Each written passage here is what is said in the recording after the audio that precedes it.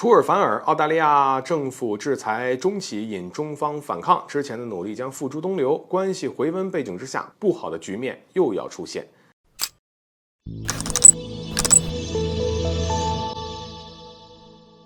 大家好，欢迎来到赵太阳观察室。最近一段时间，在澳大利亚频繁寻求与中国对话的情况之下，中澳关系开始有所回温了。前不久与中国商务部长的通话当中，澳大利亚贸易部长再次表示，中国是澳大利亚最大的贸易伙伴，欢迎来自中国的高质量投资。因为遭到了中方的反制，这几年澳大利亚多种输华的主要产品，像包括龙虾、红酒在内，都被施加了禁令。起初澳大利亚还能嘴硬，离开中国市场一样能过得很好。可长时间下来呢，中澳贸易是骤减啊，让澳大利亚逐渐感受到了巨大的压力。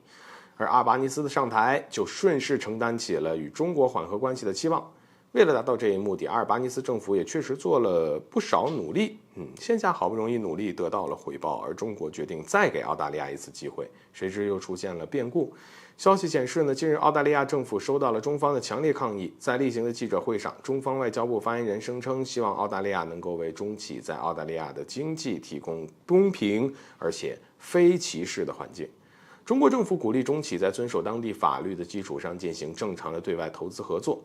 同时中国政府呢也会坚决维护在外的投资的中企的合法利益。而据悉，中方外交部发言人之所以说出这番话就是因为澳大利亚再次作妖。在此之前呢，澳大利亚以所谓的国家安全为由，阻止了北方矿业最大股东中国裕骁基金对这个公司的投资。那么报道表示裕骁基金申请呢，将持股的比例从 9.92% 提高到 19.9%。但澳大利亚财政部长却表示，作为世界上最大的锂供应国以及主要的稀土生产国，澳大利亚会更加谨慎地选择让谁来投资其关键的矿产行业。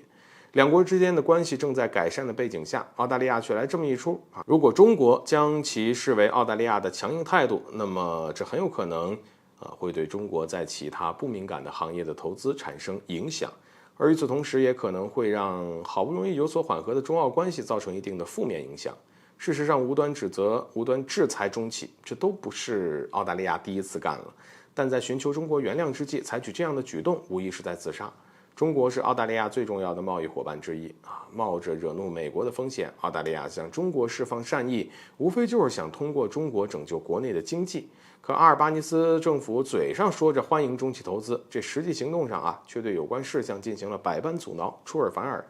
相当于是让此前的努力付之东流。是近期好话说多了，又开始原形毕露了吗？如果是这样的话，那么中澳关系回温的进度大可暂停。此次中方的动作就是在警告澳大利亚，中企没有做出任何损害澳大利亚利益的行为。澳大利亚呢，也不应该无理由的打压中企，否则中方不介意让中澳不友好的局面再次出现。而一旦中澳关系因此回到起点，阿尔巴尼斯政府所面临的将是更大的难题，比如遭到澳大利亚民众的指责，比如步莫里森下台的后尘。好了，本期节目就到这里，欢迎点赞转发，留下你的精彩评论。